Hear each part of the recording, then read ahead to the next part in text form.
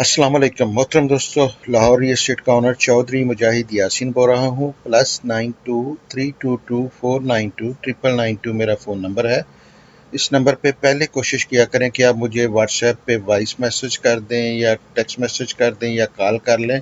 अगर कहीं से रिस्पांस ना आए तो फिर मुझे आप रेगुलर कॉल कर लें या एसएमएस कर लें। मेरा फ़ोन ज़्यादातर रोमिंग पे होता है। मैं 2 महीने पाकिस्तान, 2 महीने यूएसए होता हूँ, तो बीच में रोमिंग पे मेरी कॉल्स रिंग कई मरतबा नहीं होती, नेटवर्क इशू आते हैं, तो रेगुलर कॉल रिंग ही नहीं होती ऑल टुगेदर। तो ये चीज़ है कि आप व्हाट्सएप पे मुझे रब्ता करें अगर मुझसे रब्ता नहीं हो रहा। आज बजट गवर्नमेंट ने अनाउंस किया है और ह्यूज किस्म का जो है ना वो इसमें प्रॉपर्टी को टैक्स ब्रेक दिया गया है। माइंड बॉगलिंग है। जो भी पिछली गवर्नमेंट ने या इस गवर्नमेंट ने जो टैक्सेस वगैरह लगाए थे वो तकरीबन सारे बड़े ड्रेस्टिकली जो है ना वो पीछे चले गए हैं, ना होने के बराबर टैक्सेस आ गए हैं। अगर अभी भी कोई बंदा टैक्सेस की वजह से प्रॉपर्टी में इन्वेस्ट नहीं करता तो वो उसका जो है ना वो इलाज होने वाला है उसको माहिर नफ्सियात को देखना चाहिए जल्दी। अच्छा, ये चीज़ है कि देखें इसमें बहुत ह्यूज किस्म की रिडक्शंस दी गई हैं। पहले तो मैं ये आपको टेबल दिखा देता हूँ। मेरी हर साल जब बजट आता है तो कोशिश होती है कि ये जो टेक्निकल टर्म्स हैं इनको मैं इजी लैंग्वेज में आपको समझा सकूं। हर बंदा इन टेक्निकल चीज़ों को नहीं समझता, तो मेरी कोशिश होती है कि मैं इजी टू यूज़ लेमैन जो हर बंदे को मेरे जैसे लो एजुकेटेड पीपल जो हैं उनको भी वो समझ आ जाए, तो वो मैं उस ज़बान में बात करता हूँ जो उनको दिल को लगती है, तो समझ आती है उनको।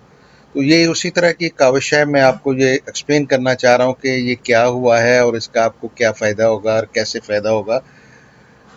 देखें, सबसे पहले तो ये है कि ये टैक्सेस की ब्रैकेट जो है ना ये रिड्यूस कर दी गई हैं। ये उसका जो है ना टेक्निकल जो है टेबल है, जिसमें उसको आप ये देख रहे हैं with holding period for not to exceed 1 year तो क्या टैक्स होगा, अगर 2 ईयर होगा तो क्या होगा, 3 ईयर क्या होगा।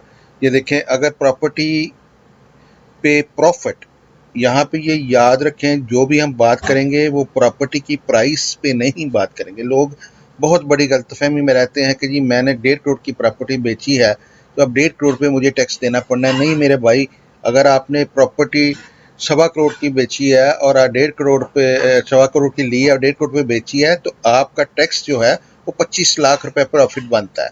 आपने 1.5 करोड़ पे टैक्स नहीं देना होता, आपने उस 25 लाख के ऊपर टैक्स देना होता है। तो आपको जो भी टैक्स लगते हैं वो उस हिसाब से लगते हैं, पूरी प्राइस के ऊपर टैक्स आपको नहीं लगता।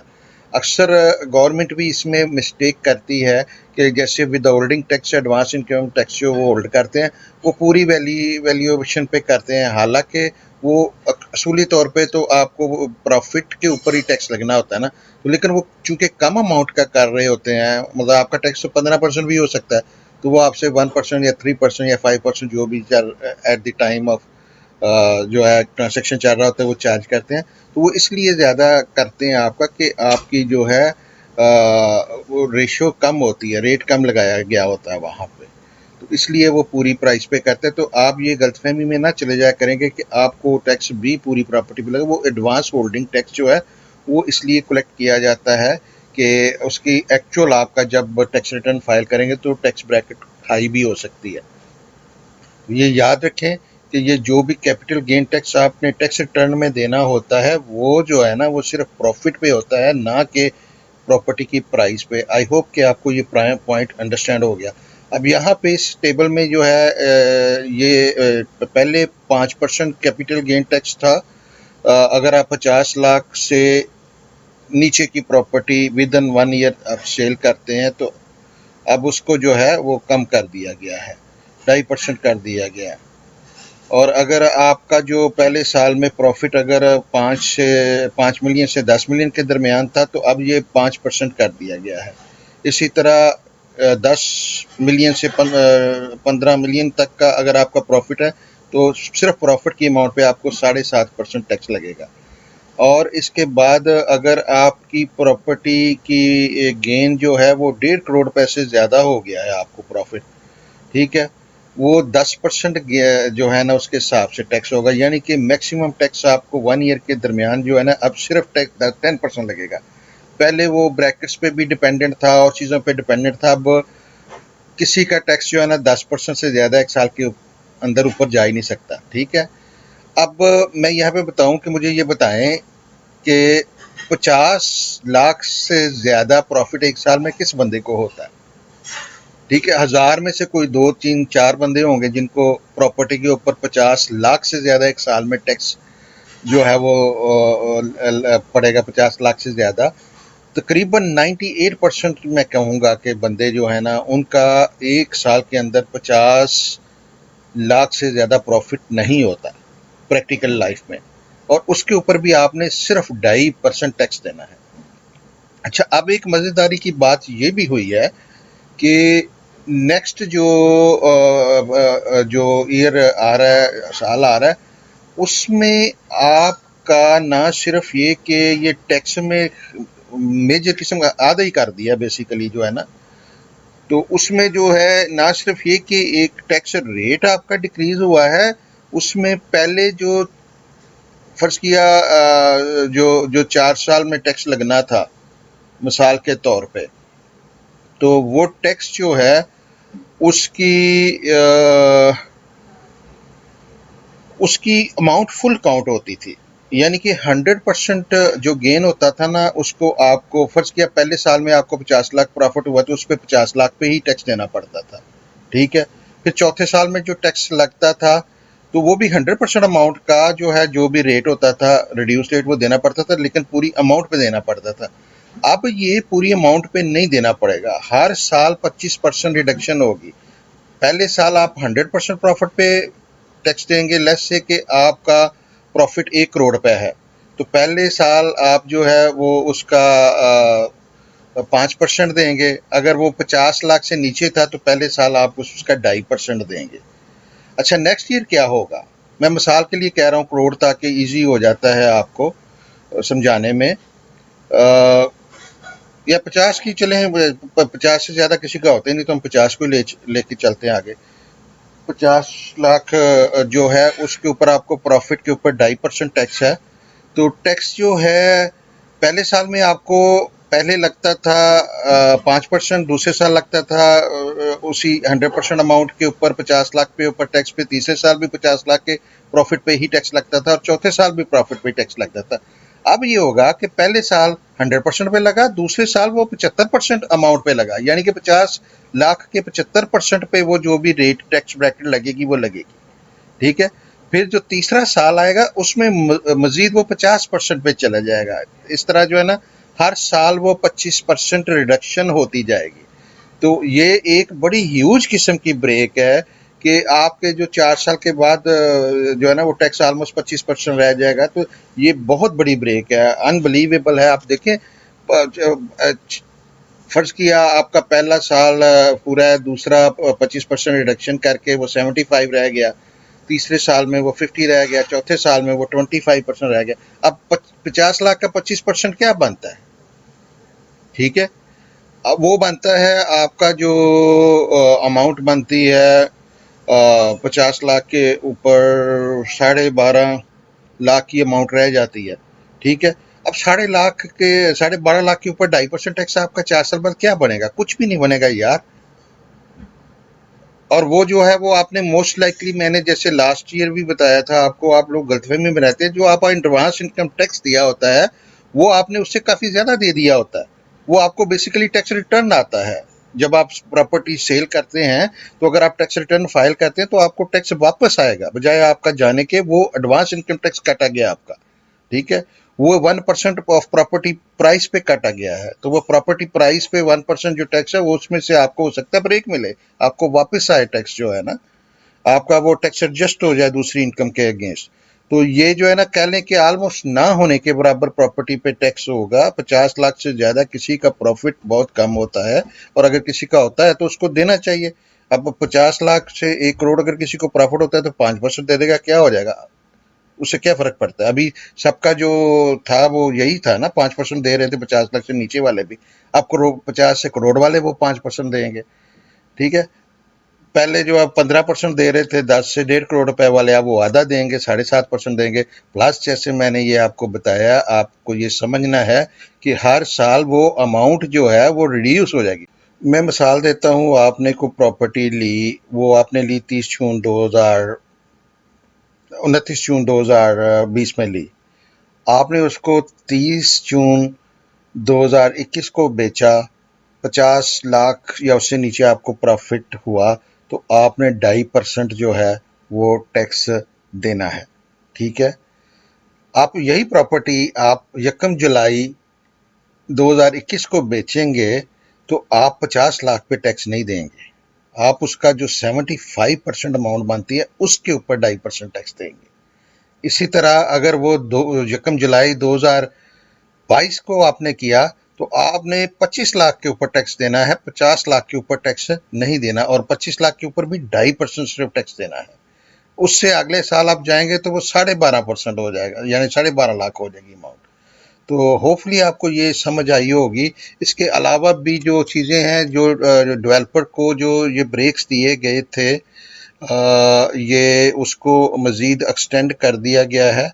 अच्छा, यहाँ पे आपको कुछ टेबल्स में नज़र आएगा कि कई जगह पे लिखा हुआ है 5 year to 4 year capital gain tax on immovable property decrease from 5। Actually ये जो है ये कह रहा है कि जो विद होल्डिंग करते थे ना एडवांस इनकम टैक्स की, ये उसको टाइम लिमिट को 5 साल से अब 4 साल पे कर दिया गया। ये एक्चुअली टैक्स अमाउंट नहीं है, ये विद होल्डिंग का है। ये बीच में थोड़ा सा लगता है ये एरर कर गए हैं कि एक जगह लिख रहे हैं कि जी 5 साल से 4 साल कर दिया, और दूसरी जगह पे लिख रहे हैं जी 8 साल से 4 साल कर दिया है। प्लॉट के ऊपर 8 साल का टाइम था टैक्स गेन का, कैपिटल टैक्स गेन लगने का, होल्डिंग का पहले। ठीक है। और उसमें ये रूल था कि 5 साल के अंदर अगर आप प्रॉपर्टी सेल करते हैं तो एडवांस इनकम टैक्स जमा कराना पड़ता था। 5 साल के बाद वो जमा नहीं कराना पड़ता था, लगना होता था आपको, लेकिन वो एडवांस टैक्स की कटौती नहीं होती थी इनकम टैक्स की। ठीक है। वो 5 साल के बाद जो है ना वो जीरो होती थी, आप दें या ना दें, जिम्मेदारी आपकी बनती थी। कैपिटल गेन टैक्स अगर आपका ड्यू है तो वो आपको देना चाहिए। तो लेकिन यह है वो 8 साल के टाइम तक लगता था। अब वो 8 साल को कम करके तो 4 साल कर दिया गया कि 4 साल से ऊपर जो प्रॉपर्टी होगी उस पर जीरो इनकम टैक्स होगा, जीरो विद होल्डिंग टैक्स होगा, जीरो जो है ना वो उसका एडवांस इनकम टैक्स होगा। ये चीज़ आप क्लियर कर लें, ये आपको जगह जगह पे ये शायद आगे लोगों को पता ना चले, तो मैं ये भी चीज़ आपको क्लियर कर दूं। डेवलपर का जो पैकेज था वो जो है उसको एक्सटेंड कर दिए गए 1 साल के लिए। पहले ये जो है वो ये सुजेस्ट किया जा रहा है कि इसको पहले दिसंबर तक का था, लेकिन ये लग रहा है कि अगले साल जुलाई तक ये लेके जा रहे हैं। उसमें बिल्डर्स और डेवलपर्स के लिए स्वाय स्टील और सीमेंट के कोई भी होल्डिंग टैक्स नहीं है, और आमदनी का जरिया भी कोई नहीं पूछा जाएगा। अगर बिल्डर करता है, अगर रजिस्टर कराता है, कोई भी बंदा जैद बकर जाता है अपना FBR की वेबसाइट पे ये कहता है कि जी मैं ये घर बनाने लगा हूँ, वो रजिस्टर करता है, तो उसको जो है ना वो नहीं पूछा जाएगा कि तुम्हारे पास ये पैसे कहाँ से आए हैं। बस आपको वहाँ पे FBR की वेबसाइट पे वो रजिस्टर करना है कि ये वाला प्लॉट, इस पे मैं कंस्ट्रक्शन करने जा रहा हूँ। ये कंस्ट्रक्शन मेरी दिसंबर, पहले ये थी कि दिसंबर 2020 तक जो है ना वो आपने घर को स्टार्ट करना था। ये अभी पता नहीं है कि ये आगे चलता है कि नहीं चलता, लेकिन शुरू करने की बात कर रहा हूँ। लेकिन उसके जो टैक्स बेनिफिट हैं, कैपिटल गेन टैक्स वगैरह जो है, वो उसको पूरे अगले साल के लिए वो छूट दी जाएगी। जो प्राइम मिनिस्टर हाउसिंग स्कीम के तहत जो प्रोजेक्ट्स बनेंगे उन पे 90% टैक्स जो है वो ख़त्म कर दिया गया है। ठीक है। इसी तरह अगर आप देखें तो ग्वादर को टैक्स फ्री जोन, और ग्वादर पोर्ट जो है, ग्वादर का टैक्स फ्री जोन और ग्वादर पोर्ट के दोनों को टैक्स की जो है ना वो ब्रेक्स हैं, जीरो टैक्स हैं। तो उनको जो है ना एक्चुअली फाइनेंस बिल 2020 के अंदर शामिल कर लिया गया है कि ताकि वो एक अलहदा तरीके से लंबे अरसे के लिए रेड टेप में ना चले जाएं, बल्कि वो बजट के साथ ही सारे कानून हों। तो ये इससे ग्वादर को बहुत ज़्यादा फ़ायदा होगा कि ग्वादर टैक्स फ्री जोन में है, तो इसका जो है ना बजट के अंदर ही मंजूरी मिल जाएगी। अच्छा, इसके बाद जो है जो भी जैसे मैंने कहा है कि ये 30 जून 2020 तक जो किसी ने भी प्रॉपर्टी जो है वो ली हुई है, कंस्ट्रक्शन की हुई है, तो उसको जो रायशी बिल्डिंगें जो है ना, उसमें हाउसेज हैं, ये सारा कुछ जो है, चाहे वो किसी बिल्डर ने तमीर की है, चाहे वो इंडिविजुअल ने की है, 30 जून 2020 तक अगर वो कंप्लीट कर ली गई है रायशी बिल्डिंग, तो उसके ऊपर प्रॉफिट जो है उस पर कोई टैक्स नहीं है। ठीक है, यानी कि कोई भी फैमिली जो है उसने अगर कोई घर बनाया हुआ है, वो 30 जून 2020 तक वो कंप्लीट कर लिया गया है और वो बेचते हैं, तो उन पे टैक्स नहीं है। ठीक है, अब इसको मजीद ये एक्सटेंड कर रहे हैं, इसकी मुद्दत जो है वो नेक्स्ट ईयर जून 30 2021 तक कर रहे हैं, यानी कि आज के बाद आप जो घर बनाएंगे उसको सेल करेंगे अगले 1 साल के अंदर, जून 30 तक, तो उस पर कोई प्रॉफिट पे कोई टैक्स नहीं होगा, चाहे वो इंडिविजुअल बनाए, चाहे वो अदारे बनाएं, जो हैं बिल्डर्स बनाएं। तो ये भी एक बहुत बड़ी जो है ना ब्रेक है। अब देखें, एक तरफ अमनेस्टी चल रही है कि कोई आपको ये सोर्सेज कोई नहीं पूछ रहे कि कहाँ से आपको ये तो अमनेस्टी है ना। तो ये अमनेस्टी एक किस्म की ये भी एक्सटेंड हो रही है, अगले जून तक लग रहा है। ठीक है, बजट के अंदर उसको जो है ना पास कराया जा रहा है। तो ये एक तरफ अमनेस्टी ऑलमोस्ट जो है जून नेक्स्ट जून 30 तक 2021 तक एक्सटेंड हो रही है, कि आपको कोई भी जो है ना घर शुरू करने के लिए या कमर्शियल प्लाजा शुरू करने के लिए, कोई भी कंस्ट्रक्शन का प्रोजेक्ट अगर आप शुरू करते हैं और उसको एफबीआर की साइट पे लगाते हैं कि ये मेरा प्रोजेक्ट जो है वो ये मैं इस स्कीम के अंडर जो है इसको रजिस्टर करना चाहता हूँ, तो फिर उस पर आपको जो है वो कोई आमदन का ज़रिया नहीं पूछा जाएगा। जैसे मैंने पहले भी कहा है कि नीचे उसी के तहत आपको जो है ना एक फैमिली कोई भी जो है एक एक घर जो है ना उसके ऊपर जो है ना उसको अगर बना के तो बेचती है, तो उस पर कोई टैक्स नहीं होगा जून 30 2021 तक। तो ये भी बहुत बड़ी ब्रेक है जो है ना। चले, मैं कोशिश करता हूँ कि आपको इससे भी आसानी से समझाने की कोशिश करूँ। एक मिसाल के साथ हम चलते हैं। सपोज कि आपने प्रॉफिट आपका 50 लाख या उससे कम है, आपने एक प्रॉपर्टी ली, बेची, करोड़ की ली, 1.5 करोड़ की बेची, 50 लाख का आपको प्रॉफिट हो गया। अच्छा जी, अब होगा क्या, इस पे टैक्स कितना पड़ेगा? 50 लाख रुपए जो आपको प्रॉफिट हो रहा है, अगर आप इसको साल के अंदर अंदर बेचते हैं, तो आप पे सिर्फ 1,25,000 रुपए टैक्स लगना है। ठीक है, टोटल कैपिटल गेन टैक्स जिसे कहते हैं, वो 1,25,000 लगना है। अगर आप वो 2 साल के अंदर वो बेचेंगे तो 93,750 रुपया लगेगा। अगर तीसरे साल में वो जाके आप बेचते हैं, यानी कि दूसरे से तीसरे साल के दरमियान अगर कहीं उसको बेचते हैं, तो आप पे टैक्स जो है वो 62,500 रुपये लगेगा। ठीक है, और चौथे साल अगर आप जाके ये जो है प्रॉपर्टी बेचेंगे, तो सिर्फ 31,250 रुपये लगेंगे। वो इसलिए कि वो जो है उसकी प्रॉपर्टी की वैल्यू, जैसे मैंने पहले भी कहा, 25% हर साल डिक्रीज हो रही है। सॉरी, जो कैपिटल गेन टैक्स की जो टैक्सेबल अमाउंट है वो डिक्रीज हो रही है। अगर 50 लाख प्रॉफिट है तो 50 पे नहीं लगेगा, बल्कि सिर्फ 25% अमाउंट पे 2.5% टैक्स लगेगा। वो बनेगा 31,250 रुपये। और 5वें साल में अगर आप बेचते हैं तो आपको जीरो टैक्स है। अब मुझे बताएं यार, 50 लाख रुपया अगर आपको प्रॉफिट होता है और 31,000 रुपये आपको 4 साल के बाद टैक्स देना भी पड़ जाता है, तो कौन सी क़यामत आ जाती है? या पहले साल 1,25 आपको उसमें से देना भी पड़ जाता है यार कैपिटल गेन, तो क्या उसमें कबाहत है? क्यों डरते हैं हम जो है टैक्स रिटर्न फाइल करने से या ये करने से? ये बंदे ना डरते ज़्यादा है। प्रैक्टिकल लाइफ में ये चीज़ें इतनी मुश्किल नहीं है। मैं टैक्स फाइल करता आया हूँ, मैं 1988 से अपना टैक्स यूएसए में भी फाइल करता हूँ, पाकिस्तान में भी हम फाइल करते हैं और खुद करते हैं। हम देखने में यह है कि अमूमन अकाउंटेंट से ज़्यादा हमें खुद नॉलेज होता है, उतना अकाउंटेंट नहीं अपना मेहनत कर रहे होते जितना हम खुद उस पर देख रहे होते हैं। हमारी तो मजबूरी भी है, कुछ आप जैसे दोस्तों को जो है वो साथ साथ कुछ थोड़ा सा गाइड भी करना पड़ता है, तो थोड़ा ज़्यादा अपडेट रखना पड़ता है अपने आप को नॉर्मल रूटीन के बंदों से। तो ये चीज़ है कि आप ये देखें कि फ़र्क क्या पड़ा। अगर यही 50 लाख प्रॉफिट आपको लास्ट ईयर हुआ होता, तो आपको पहले साल में पड़ना था 2.5 लाख, जो कि अभी आपको सिर्फ 1,25,000 रुपये पड़ा है। और बाकी सारे सालों के लिए जो है ना 1 से लेके 8 साल तक जो है टाइम के दौरान आपको 1,87,500 टैक्स पड़ना था। यार आप सिर्फ 31 पढ़ना है चौथे साल में और 5वें साल में वो जीरो। इतनी बड़ी ब्रेक है ये, आपको होपफुली आपको अंडरस्टैंड हो कि ये हुआ क्या है। ये बड़ी मेजर किस्म की टैक्स रिडक्शन है, ये प्रॉपर्टी के बिजनेस के लिए बहुत ही फायदेमंद होंगी। ये प्रॉपर्टी से जो है ना बहुत ज़्यादा बूम करेगी। मैं आपको पहले ही बता रहा था मार्केट में सेलर नहीं था, सारा सेलर गायब हो गया था। लोग आपको डरा रहे थे दिन रात कि जी ये हो गया वो हो गया, कोरोना से फलाना हो गया फलाना हो गया। कुछ भी नहीं होना था, जो होना था वो हो चुका होता है। बाद में जो है ज़ाहिर है चीज़ों को बेहतर करने के लिए ब्रेक्स ही आनी थी ना, तो वो आई हैं। ये बहुत बड़ी ब्रेक्स हैं, ये पाकिस्तान की इकानमी को, प्रॉपर्टी को, दोनों को बहुत फ़ायदा देंगी। देखिए दूसरी तरफ जो है ना बहुत ज़्यादा बड़ी चेंज ये भी आई हुई है कि सीवीटी स्टैम्प जो है स्टैम्प ड्यूटी जो है वो काफ़ी रिड्यूस हो गई हुई है।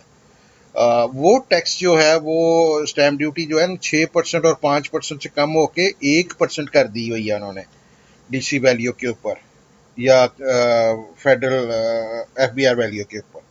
जहाँ पे कहीं पे एफबीआर वैल्यू नहीं जहाँ पे अवेलेबल वहाँ पे वो जो है वो डीसी वैल्यू पे चलता है। अब ये गौर करें कि एक तरफ तो वो रिड्यूस हुआ, बड़ा ड्रास्टिकली उसकी रिडक्शन हुई है कि वो 5% से जो है वो 1% पे आ गई है। उसका फर्क क्या पड़ा है? डीएचए फेज 8 में जो प्लॉट 8 करोड़ 8 लाख में ट्रांसफर होता था वो अब 4 लाख में होता है। ट्रांसफर की कास्ट आपकी आधो आध हो गई जो है ना, उसकी स्टैम्प ड्यूटी की रिडक्शन की वजह से। इसी तरह जो है वो सबसे सस्ती फाइल भी जो थी पहले जिस पे 1.25 लाख लगता था, अब उस पे 50-60 लाख रुपया 50-60 हज़ार रुपया लग रहा है। तो ये ट्रांसफर प्रॉपर्टी की कॉस्ट ट्रांसफर जो की होती है, देखिए मैं किसी को प्लॉट लेके दूं फर्ज किया 8 का, तो पहले दिन ही लेती वो बेचारा 8 लाख लॉस पे चला जाता है।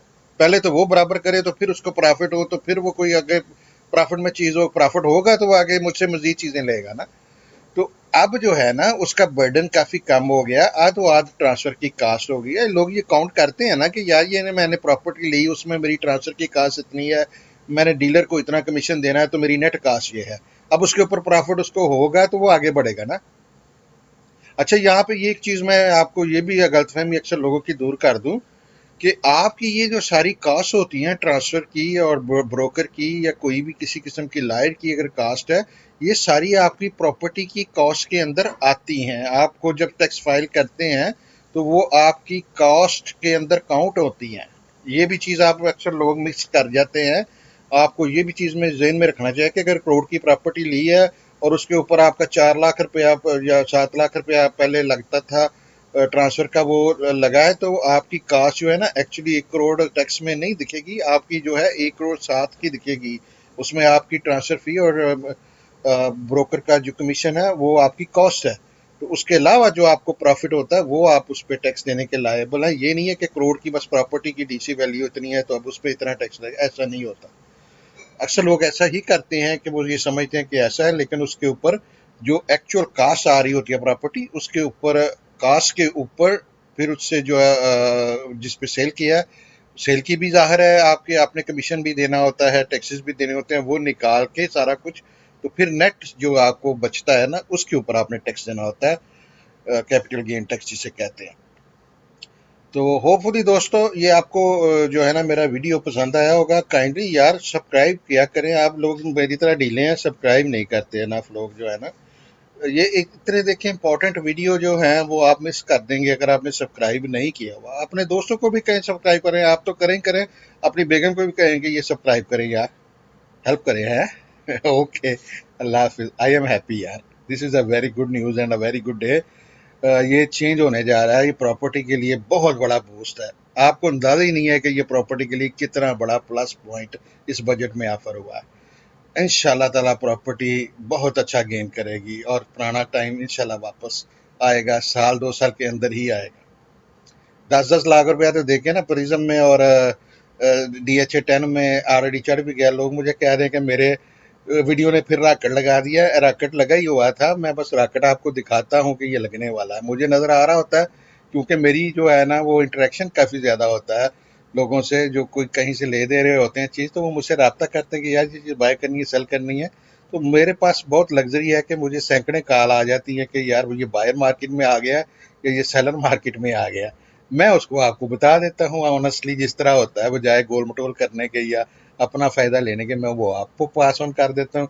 वो चीज़ जब हो जाती है तो फिर लोग समझते हैं कि मैंने उसको पंप किया है या मैंने उसको हाइप किया है या मैंने रॉकेट लगाया है। नहीं, वो मैं चीज़ें फैक्ट बता रहा होता हूँ जो पीछे डाटे में मुझे नज़र आ रही होती है। हम डाटा दोस्तों क्रंचिंग को कर ये रहे वीडियो होते हैं, पसंद आया उसमें वो होगा, चीज़ें नज़र आ रही काइंडली हैं। हमारे व्हाट्सएप पे ग्रुप्स ज्वाइन करें, +9232249299 पे मैसेज करें। मैं आपको ग्रुप में ऐड कर देता हूँ। हमारे 778 ग्रुप हैं व्हाट्सएप के, जिसमें हमारे क्लाइंट्स और दोस्त जो हैं वो डेली प्राइसेस पे अपडेट रहते हैं। नई न्यूज़ प्रॉपर्टी की, कोई नई लॉन्चिंग, इस तरह की इन चीज़ों पे आप मुसलसल अपडेट रहते हैं। वीडियो को लाइक करें, वीडियो को शेयर करें, चैनल को सब्सक्राइब करें। इतने सारे हमारे जो मेंबर हैं वो सारे चैनल को सब्सक्राइब अभी नहीं किया हुआ। काइंडली चैनल को सब्सक्राइब करें, लाइक करें और वीडियो को शेयर करें अपने फेसबुक पे, अपने व्हाट्सएप पे, ताकि मैक्सिमम लोगों का मैक्सिमम फ़ायदा हो सके। Thank you. अल्लाह हाफिज़।